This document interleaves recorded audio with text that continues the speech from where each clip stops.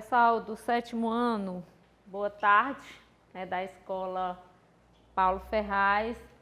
Quero desejar que vocês estejam todos bem. Antes da gente começar a nossa aula, eu quero deixar um versículo bíblico para vocês que está lá em Baruque 3:32, que diz assim: aquele que tudo sabe, conhece a sabedoria e penetrou-a com sua inteligência. E se tem alguma coisa na nossa vida que a gente precisa zelar por ela, é pela sabedoria.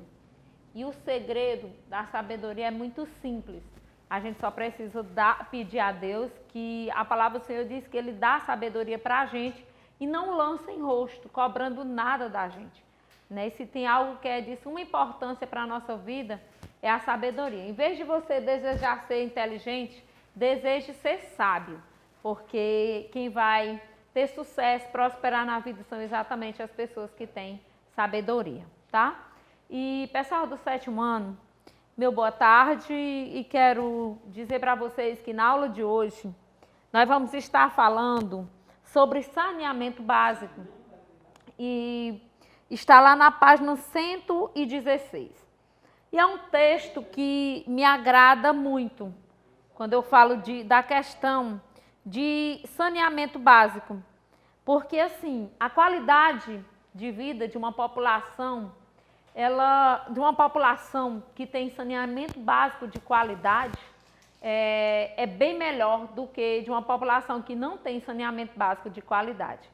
Embora a gente sabe que quando a gente lida com o ser humano é difícil as pessoas, quererem ajudar dentro da população, dentro de uma cidade, que essa cidade ela venha ter esse saneamento básico de qualidade.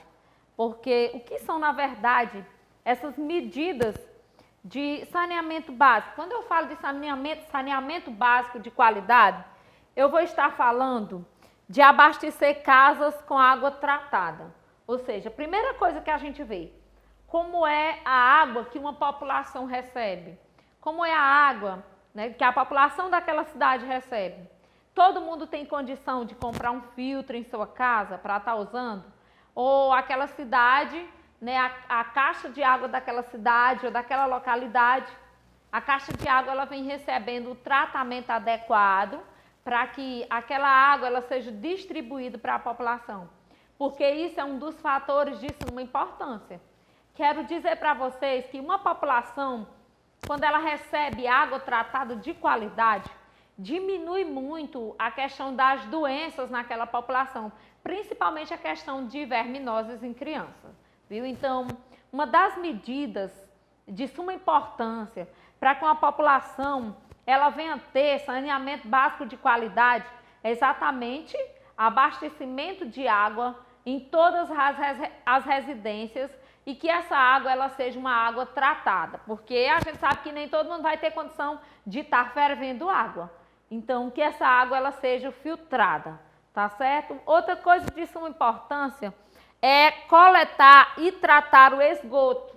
Na cidade grande, pessoal, existem os tratamentos de esgoto, Eles recebem aquela água suja do esgoto, faz um tratamento nela, ela passa por uma estação de tratamento. Se vocês quiserem, é só pesquisar aí no Google que vocês vão ver estação de tratamento de esgoto. E depois é que eles liberam aquela água tratada. Às vezes ela pode ser reutilizada em plantações, às vezes elas são lançadas em rios. Mas primeiro, como esses esgotos vêm totalmente sujos, esses esgotos vêm totalmente poluídos, primeiro eles precisam receber esse tratamento. E outro fator aqui também é recolher o lixo. No livro de vocês diz assim, recolher e tratar o lixo, Recolher e tratar o lixo. Nós sabemos, a gente vai falar do nosso município, na nossa cidade, O lixo ele é coletado 2 vezes por semana, passa a coleta e ele é levado para o aterro sanitário, Então, assim, aqui a gente não tem empresas que fazem a reciclagem do lixo, são poucas coisas que são recicladas, então, como a garrafa PET, poucas coisas mesmo, Que a gente pode estar aproveitando para reduzir esse número de lixo. Por exemplo, um copo que eu compro com milho verde, eu posso estar reaproveitando aquele copo de vidro. Um copo que eu compro com um extrato de tomate, eu posso estar reaproveitando aquele vidro para me tomar um suco, para me tomar um café. Os vidros que a gente compra, que vem com alguma coisa, muita coisa a gente pode estar reutilizando para evitar também essa grande produção de lixo, né? E a gente vê uma imagem no livro de vocês que ele diz assim: falta de saneamento básico é um dos fatores de risco para muitas doenças. A foto mostra o despejo de esgoto sem tratamento em uma lagoa em Florianópolis. Agora vocês imaginem aí, pessoal, se tiver alguém que coma algum peixe que foi pescado dentro dessa lagoa, né? E vocês observem que aí tem um esgoto desaguando dentro dessa lagoa, e eles dizem aqui no livro de vocês que esse esgoto ele não recebeu nenhum tratamento. Então, toda substância tóxica que é jogada nele, lá na casa da gente, o detergente, lá na casa da gente, aqueles que brilham, que é o que limpa alumínio, que a gente utiliza demais, e deixa tudo isso aí nos esgotos, né? E muitas outras substâncias químicas são lançadas tudo dentro da água. Por isso que é de suma importância e recomenda-se o tratamento dos esgotos, tá certo? Então, eles dizem aí, como você viu no capítulo, no 6º ano, o acesso à água tratada e o encaminhamento correto dos dejetos, fezes e urina impede que a água e os alimentos sejam contaminados por vírus, bactérias e outros agentes causadores de doença. Então, o importante, né, é que, na verdade, a população ela possa receber água tratada, água de qualidade e, como eu disse para vocês, diminui aí a questão das doenças. Segundo a Organização Mundial de Saúde, em 2015, olha pessoal, como esse índice é assustador. Em 2015, cerca de 1/4 da população mundial carecia do encaminhamento correto do esgoto. E no Brasil, em 2016, 45% da população, que corresponde a 93,6 milhões de pessoas, não tinha acesso a saneamento básico. Ou seja, se não tem acesso a saneamento básico, a gente sabe que essas pessoas também, elas estão correndo o risco de adquirir determinados tipos de doença. E aí é só você dar uma olhada no gráfico que a gente tem, acesso a serviço de esgoto no Brasil. Como é no Brasil? 27% não tem qualquer atendimento de coleta ou de tratamento, um número bem elevado. 18% tem o esgoto coletado, mas não é tratado.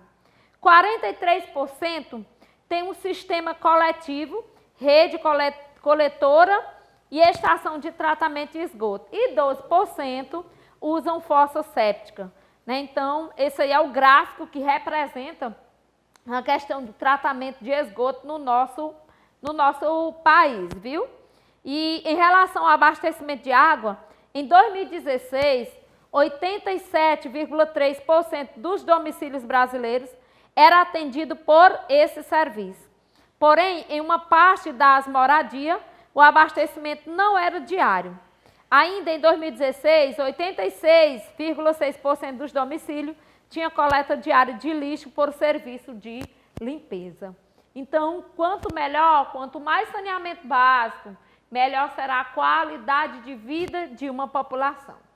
E agora a gente fala, lá na página 117, meu pessoal, um pouquinho do 7º ano, sobre o Índice de Desenvolvimento Humano, que é chamado IDH, né? A gente vai ver aí o que é usado para medir condição financeira, alimentação, saúde, que mede aí esse índice de desenvolvimento humano, né?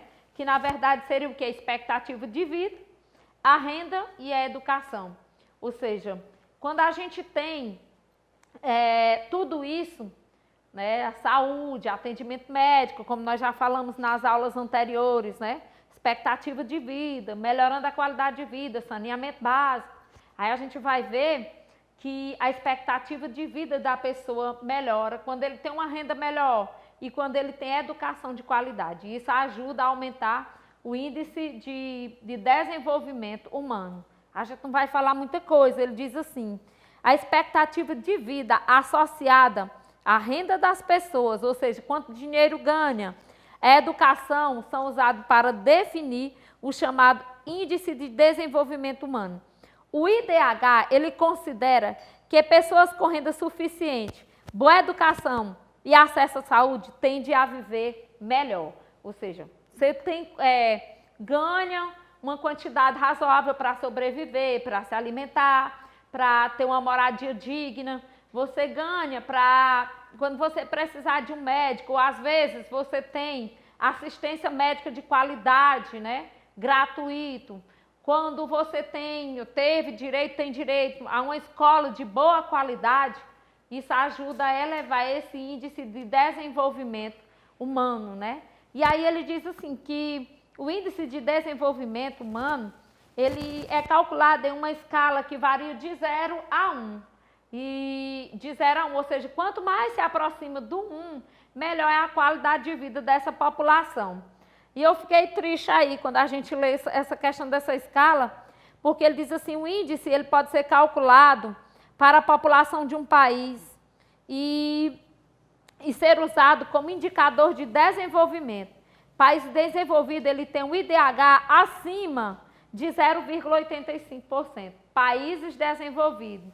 Não é o caso do Brasil, viu? A gente não entra aí nesse meio, a gente fica abaixo, um pouco abaixo aí. Ele diz que o nosso índice, o IDH do Brasil é em torno de 0,75%, tá certo? Então, eles consideram o índice, o IDH desenvolvido, países que têm aí se aproximando do 1, que é em torno de 0,85%. E a gente vê também, pessoal, a questão da desigualdade, e isso implica exatamente na questão da desigualdade social, que prejudica o desenvolvimento de um país.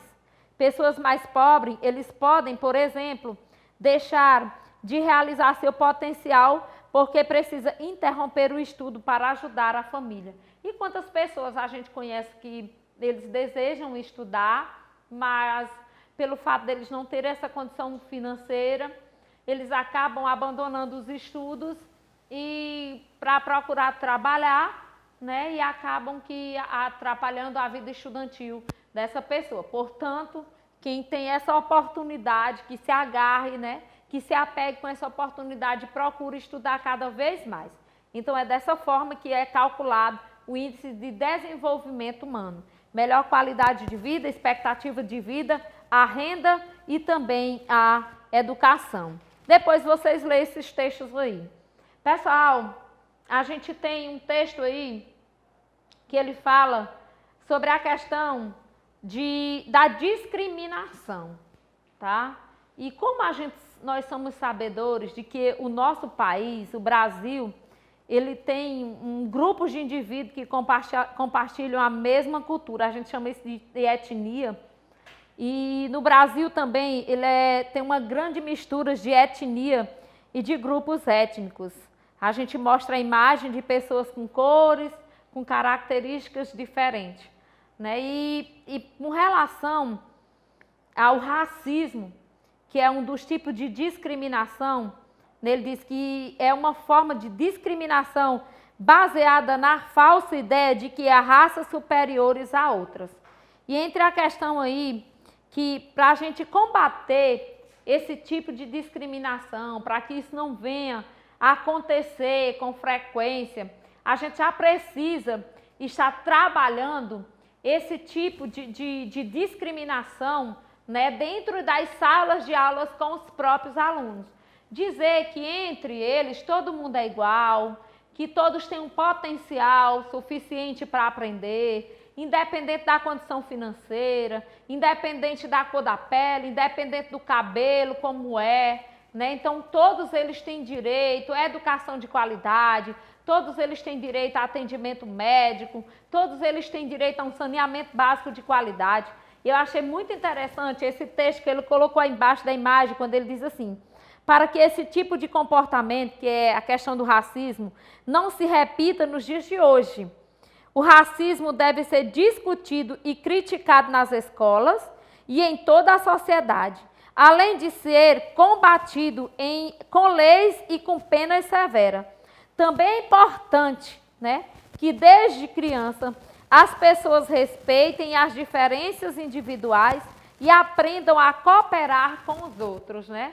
E aí entra a questão, pessoal, da gente aprender a respeitar o nosso semelhante, a respeitar as pessoas que às vezes eles têm alguma deficiência, que eles não têm facilidade de aprender, como tem outros, tem uns que aprendem mais rápidos, outros aprendem mais devagar, né? E a gente fala sobre a questão da discriminação e do racismo que a gente tem visto ainda hoje, mesmo assim, pessoal, tratando sobre leis que penalizam. Ainda hoje a gente tem visto muito acontecer muito isso no Brasil. Quantas e quantas vezes a gente não já viu acontecer com jogadores de futebol, a gente não já viu acontecer com pessoas só porque são negras, só porque não tem um cabelo liso, né? Então essas pessoas ainda hoje eles passam pela questão, sofrem com racismo. E, portanto, a gente precisa estar trabalhando isso com os alunos, desde criancinha lá na pré-escola, que eles precisam respeitar, independente da cor, independente de como seja a condição financeira dessa pessoa, né? Isso a gente precisa fazer. Aí ele diz aí, pela Constituição brasileira, o racismo é crime, sujeito à pena de prisão. O Estatuto da Igualdade Racial, de julho de 2010, prevê que é preciso garantir a todos os indivíduos a igualdade de oportunidade, combatendo a discriminação e a intolerância, viu?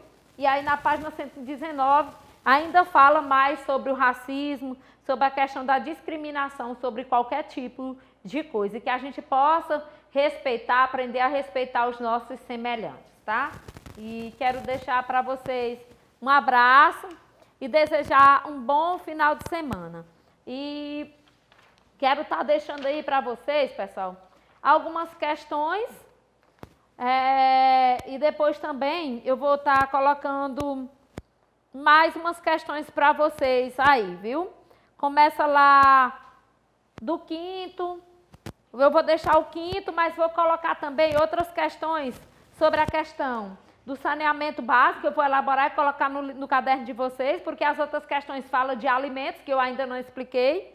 Vou elaborar questões aí sobre saneamento básico, sobre o índice de desenvolvimento humano, e sobre a questão da discriminação, e vou estar colocando no grupo, e na próxima aula eu vou corrigir essas questões. Tchau, boa tarde, um bom final de semana. Vamos estudar, e tirar 10.